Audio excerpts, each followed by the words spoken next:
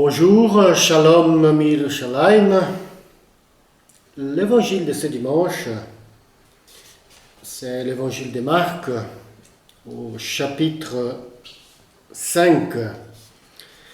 Il nous invite à voir comment Jésus, à partir d'une situation de souffrance, de maladie,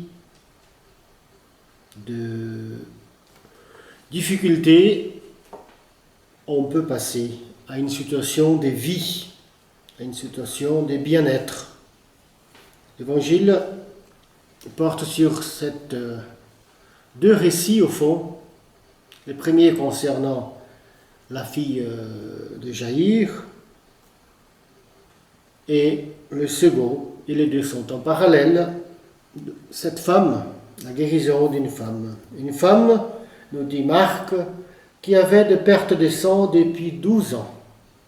Et les points communs entre les deux, le fait qu'elles sont femmes bien sûr, mais surtout le fait que pour la femme elle était donc malade depuis 12 ans, et la fille de Jaïr, le chef de la synagogue, elle est tombée malade à l'âge de 12 ans.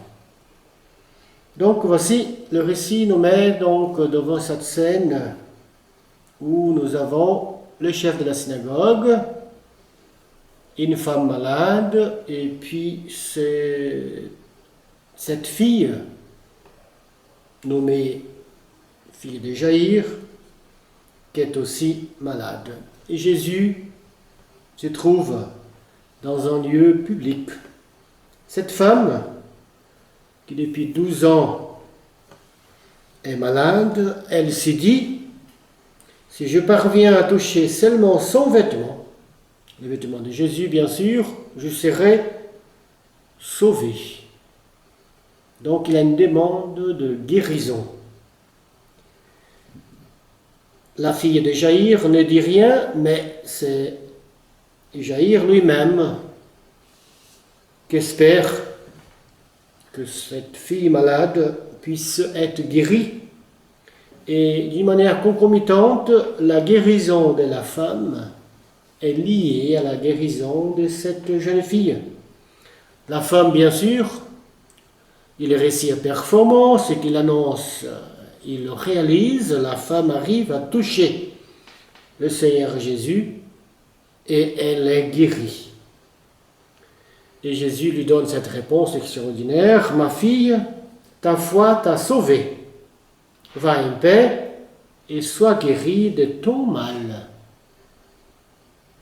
Il y a donc touché et guérison. Et en même temps, on vient dire à Jésus que la fille de Jaïr venait de mourir. Donc c'est paradoxal. Quelqu'un retrouve sa santé, et quelqu'un d'autre, donc, la fille de Jaïr, pour ainsi dire, passe par la mort. Certains voient dans cette mise en relation de deux femmes un lien avec la synagogue. Bien sûr, la fille, c'est la fille de Jaïr, donc le chef de la synagogue, mais la femme aussi. Le fait de parler pour les deux, d'avoir 12 ans, laisse entendre ce temps de la maturité, ce temps où, dans la tradition juive, la personne devient adulte en célébrant sa bar mitzvah ou sa bat mitzvah pour les filles.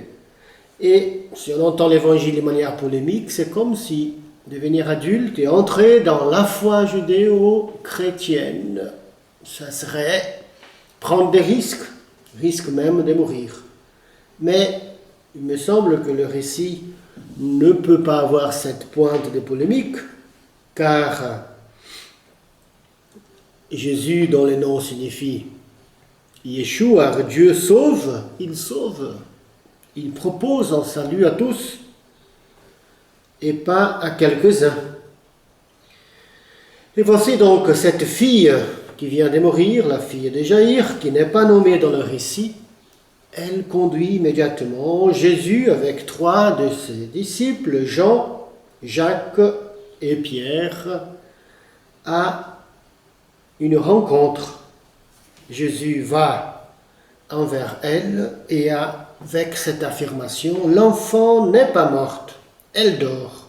Et effectivement, le même geste dit et réalisé pour la femme sera posé sur cette jeune fille, Talita Koum, lève-toi, jeune fille, je te dis, lève-toi.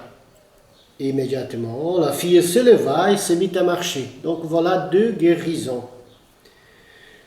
Jésus, pour Marc, il est celui, bien sûr, qui vient annoncer, nous révéler qui est Dieu, et un des gestes privilégiés, c'est justement en réalisant des guérisons. Pour nous signifier peut-être que Dieu est le Dieu de la vie.